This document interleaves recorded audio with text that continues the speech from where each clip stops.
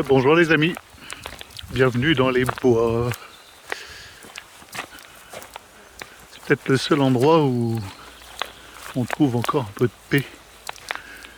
Là et éventuellement sur l'océan, au milieu de l'Atlantique, il y a quelques espaces comme ça que le macronisme et le mondialisme ne peuvent pas toucher, salir, dénaturer, atteindre.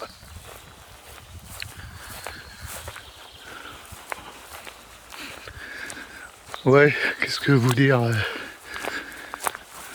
on sort d'élections. Ouais, je reste pantois. Les élections européennes, résultat hallucinant. Où après 2 ans de macronisme délirant, donc la continuité empire du hollandisme et du sarkozysme, hein.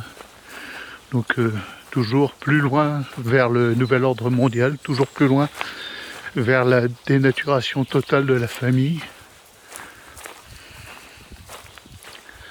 toujours plus loin vers le satanisme, autant dire les choses.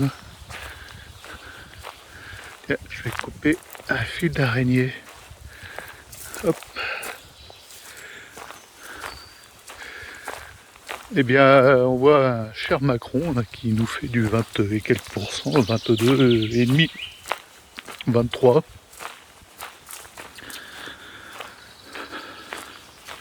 C'est fou. 7 mois de gilet jaune pour en arriver là, ça fait peur quoi. Alors bon, autant vous le dire tout de suite, mon esprit complotiste qui ne gobe plus rien de ce que nous racontent ces gens ne parvient pas à croire qu'il n'y ait pas eu de trucage. J'y arrive pas, je suis désolé. J'arrive pas à penser que ces choses-là soient naturelles. C'est simple, bon j'ai un entourage comme tout le monde, hétéroclite, ne serait-ce que l'entourage familial. Tout le monde dans mon entourage n'est pas de droite, catholique, réactionnaire comme moi.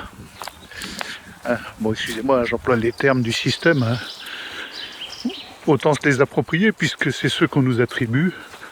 Donc voilà, je vais pas me battre contre ça. Alors voilà, j'accepte. Je suis réactionnaire de droite et je vous emmerde.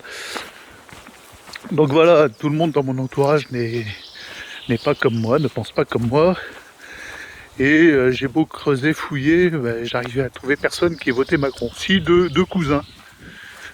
Alors voilà, il y en a un qui est chef d'entreprise, l'autre qui est ingénieur expatrié. Voilà, ils votent pour leur classe et leurs intérêts. Mais dans le peuple, j'en connais pas, je connais personne. Là, mon voisin, qui est cantonnier, qui est le mec le plus sympa que je connaisse, qui est vraiment un homme simple, qui se contente de choses simples depuis des années, quoi. C'est vraiment... voilà, lui, non, il vote pas Macron. Ce sont des gens qui sont dans la forêt, près de la terre, et eux, ces gens-là, ils peuvent pas voter Macron, quoi. Ils se rendent bien compte que c'est complètement délirant. Non, je n'arrive pas à trouver plus de 25% de macronistes, j'en trouve pas. Là, je vais voir les résultats dans ma petite commune, il n'y en a pas, hein, des macronistes. Je descends dans la ville un peu plus bas, enfin la petite ville, hein, c'est 2800 habitants. C'est pas Macron non plus qui l'emporte. Je file dans la ville un peu plus importante, à 25 km. Non, c'est pas Macron non plus. Alors d'où sortent ces chiffres? D'où ça sort quoi? D'où sort que Macron, si on refaisait la présidentielle là, arriverait président de la République pour la 2e fois? Nous ferait un 2e mandat. D'où ça sort? Pour moi c'est pas net, il y a trucage. Là ils peuvent nous raconter ce qu'ils veulent au ministère de l'Intérieur, ce qu'ils veulent. Ils peuvent nous dire, ah ben voilà, le résultat final c'est tant pour cent et tant pour cent, et puis voilà, fermez-la, circulez, il n'y a rien à voir. C'est impressionnant, hein, j'arrive pas, je peux pas, le concept m'échappe. Comment est-ce possible que ce type, il arrive président de la République issu de nulle part, arrive à à prendre les rênes du pays, et puis voilà, il s'ensuit du n'importe quoi, du délire. Alors je vous donne un exemple, c'est quoi, la semaine dernière, l'autre ancienne ministre de la Santé, Marisol, qui est maintenant sénatrice, parce que ces gars-là, ils ont une gâche, ils la lâchent pas. Hein. C'est des gens, autant dire, qui s'accrochent au pouvoir comme des teignes, des tiques. C'est trop bon, c'est gratuit, rien branlé de leur vie entière à concocter la fin du monde, enfin la fin de la famille, et à comploter contre Dieu. Hein. C'est que ça finalement, du matin au soir. Voilà. Donc elle est sénatrice maintenant. Alors, faut pas se demander où ils disparaissent, parce qu'ils disparaissent jamais, ils sont toujours là, toujours. Ces gens-là, ils ont toujours un pied dans le truc, qu'ils soient de droite ou de gauche, hein. De droite ou de gauche. Donc elle nous concocte le truc délirant, l'avortement à 14 semaines. Alors voilà, les grands mots sont sortis, c'est la liberté de la femme, etc. Le droit de l'enfant, puis le droit de cette soupe chimique, on n'en parle même pas, c'est quelque chose qu'on ignore, voilà, c'est tout dans le pur égoïsme et le droit de la femme. Donc l'avortement à 14 semaines, c'est génial, tout le monde applaudit, super, et hop, c'est voté par le Sénat, direct. Sauf que, il se trouve que, vous regardez le nombre de votants, 22. Alors c'est quoi, le truc, c'est que ça a été voté à minuit, en catimini. Elle a dit à ses potes, restez les amis, restez. Ah tiens, je m'assieds 2 minutes dans ce petit endroit moussu et sympa. Restez les amis, on va se voter un truc entre nous. On va se voter l'avortement à 14 semaines. Alors, cherchez pas, hein. Il y a une seule raison pour laquelle ils se votent des lois comme ça entre eux. Une seule. C'est que derrière, il y a le planning familial qui, comme je l'ai déjà dit dans une de mes chaînes supprimées par YouTube, les entretiens du Père Nathan, le planning familial pratique le commerce des organes. C'est un secret pour personne. C'est pas du complotisme, c'est avéré, sourcé, d'accord ? Et il se trouve qu'à 14 semaines, certaines cellules sont plus développées qu'à 12 semaines. Notamment les cellules du cerveau qui commencent à se développer. Il se trouve qu'un cerveau de fœtus de 14 semaines se négocie jusqu'à 1 000 €. Ah oui, ça en surprendra plus d'un. Donc voilà le bel altruisme de Marisol Touraine. Donc ça, les cellules de la cornée, elles sont évidemment plus développées à 14 semaines qu'à 12, puisque c'est une croissance exponentielle jusqu'à la maturité, jusqu'à 9 mois, jusqu'à la naissance du bébé. Donc voilà. Et puis c'est la course sans fin, c'est vraiment comme le mariage pour tous, la course sans fin. Le Pacs, le mariage pour tous, la PMA, la GPA, l'avortement dans les cas de grande détresse, et puis maintenant c'est l'avortement pour tous, presque obligatoire, parce que pour une femme accoucher c'est horrible, c'est inhumain, c'est inégal puisque les hommes ne le font pas, donc voilà. Au nom de cette fameuse égalité républicaine, avortement pour tous, et puis c'est comme jusqu'à aujourd'hui c'est 12 semaines, demain ça sera 14, de toute façon on y viendra, et jusqu'à 9 mois, comme dans l'état de New York, certains pays qui vont déjà jusque-là, dans la joie et la bonne humeur. Donc voilà, c'est le délire absolu du nouvel ordre mondial. Tout ça pour notre bien. Hein. Alors c'est notre bien, il faut le savoir. Hein. C'est vraiment pour votre bien que les femmes avortent, que 250 000 enfants par an sont supprimés en France. Supprimés, déchiquetés, lacérés, assassinés, au nom de l'égalité, de la liberté, de la fraternité. Voilà le délire absolu. Donc voilà, ça me blesse, moi, ça m'arrache les tripes. Chaque avortement, chaque enfant assassiné, dans un égoïsme fou et délirant, dans une négation de l'acte créateur. dans une néantisation de la création, hein, parce que c'est ça, c'est le néant, la culture du néant et de la mort. Chacun, c'est comme si on me plantait un couteau dans le ventre. Ça me tue, ça me mine, ça me ronge, ça me désespère. J'aurais tendance à être désespéré si je ne lisais pas l'Apocalypse. Alors qu'est-ce qu'on nous dit dans l'Apocalypse? C'est le sang des innocents sous l'autel, le sang de tous ces enfants non nés et avortés. Parce que, ne vous y trompez pas, chacun d'entre eux a sa place en victime d'Holocauste. Là, pour une fois, le mot n'est pas usurpé, c'est le bon mot, Holocauste.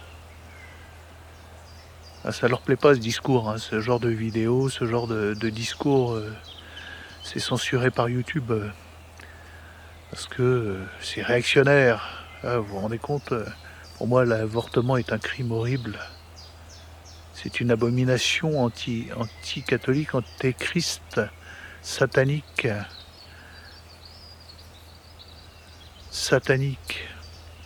Non, ce qui est le plus délirant, c'est que manifestement, le discours qui vise à promouvoir l'amour, à promouvoir l'accueil, est interdit, et qu'il est clair que ce discours est le seul possible humainement. Mais par contre, c'est le discours qui est criminalisé, c'est le discours qui conduit à avoir des amendes, à aller en prison, discours anti-mondialiste.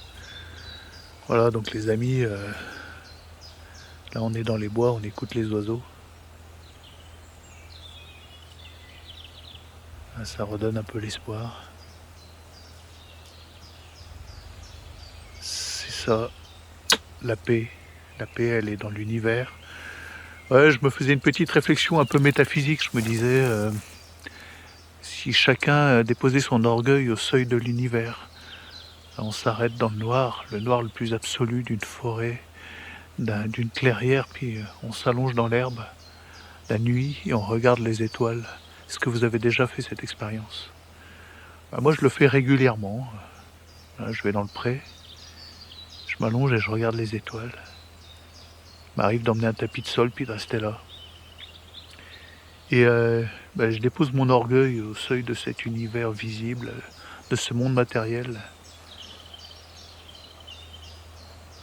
Et j'écoute Aurélien Barraud. Non, je plaisante. Aurélien Barraud, allez voir, c'est édifiant. Alors ce grand savant, là, il a tous les médias. Hein. Vous remarquerez que dans ses vidéos personnelles, il n'y a pas de commentaires possibles parce qu'il a peur de la vérité l'effraie. Ouais, et puis lui, c'est l'orgueil personnifié, donc il commence ses vidéos, je vous l'ai déjà dit dans un audio, par on ne peut pas prendre l'hypothèse de Dieu parce qu'elle n'est pas scientifique. Malheureusement pour lui, c'est la seule possible. L'univers est une création. Et toutes les équations qui pourront expliquer un comment nous ramèneront au spirituel. L'univers est par essence spirituel. Et ça impose que ces gens comme Aurélien Barraud, là, ces astrophysiciens, soient obligés dans leur discours anti-Dieu, leur pseudo-discours scientifique, qui n'est qu'un discours imaginaire, même s'il est étayé par des équations qui font 2 km de long, tous ces gens-là sont obligés de mettre un pied dans la métaphysique. Parce que le pourquoi de tout cela, le qu'est-ce que c'est, le TST d'Aristote leur échappe complètement. Ça leur échappe. Ils n'ont pas la réponse, ils ne peuvent pas la mettre en équation, la réponse. Et reconnaître que l'univers est spirituel par essence, puisque toutes leurs équations ramènent au surnaturel. Le spirituel, le surnaturel. Toutes leurs équations ramènent à l'interrogation métaphysique, sans exception. Il n'y en a pas une qui, quel que soit son niveau, que ce soit la loi de la conservation des énergies, PV égale NRT, E égale MC2, tout ramène à la métaphysique, et donc à la question de la création. Et le fait même de poser la question, bah, c'est y répondre. La réponse est dans la question. Si vous vous interrogez sur un acte créateur, c'est que déjà, vous essayez d'appréhender ce qu'est le créateur. Donc tout l'univers, vous déposez votre orgueil au seuil de l'univers et vous regardez jusqu'au plus profond des galaxies, hein. Pas besoin d'un télescope. Avec un télescope, vous verrez juste quelques étoiles de manière un peu plus grosse, quelques galaxies lointaines, un peu plus nettement, mais elles sont là à l'œil nu. Tout ça, c'est une création. Ça tient dans la main d'un créateur dans un acte éternel. C'est créé. Et c'est là que s'imbrique le spirituel dans le matériel. Et c'est là qu'on comprend qu'il n'est pas un atome de matière qui ne soit d'essence spirituelle. Pas un seul. Qui n'interroge sur l'acte créateur, qui nous fasse entrer en métaphysique, qui nous fasse nous demander qu'est-ce que l'être. Alors ça, c'est à la fois poétique et philosophique, mais c'est le réel. Le réel est ainsi fait. Voilà, vous êtes dans la forêt et vous déposez votre orgueil sur l'éternité et vous contemplez. Et alors ce qui est amusant, c'est de s'apercevoir qu'on peut regarder au plus loin de l'univers, aller voir... là, j'ai été très amusé de voir cette photo du télescope Hubble, rester une semaine sur un fond noir d'univers, un endroit qu'on croit noir, pris au hasard, hein, et rester comme ça pendant une semaine à capter cette lumière venant de l'infini. Et la photo, vous l'avez tous vue, vous pourrez la voir sur internet, hein, vous tapez photo Hubble Galaxy. Et donc le fond diffus de l'univers, ce sont des galaxies à perte de vue, à l'infini. Et pourtant, quand on regarde l'univers, même jusqu'à l'infini, même jusqu'au fond galactique comme celui-ci, et ben ce qu'il y a de plus extraordinaire, de plus fabuleux, de plus magnifique, voilà, c'est pas mon chien qui est là. C'est l'homme. C'est l'homme. C'est ça le plus fou.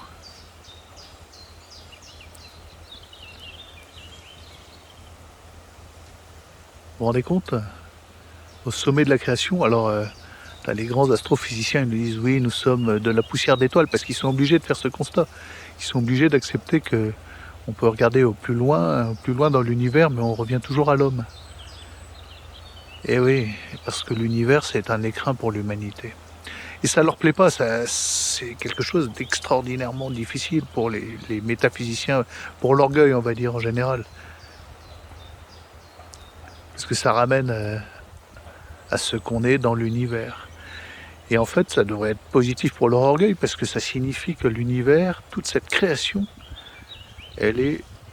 l'univers est pour l'homme.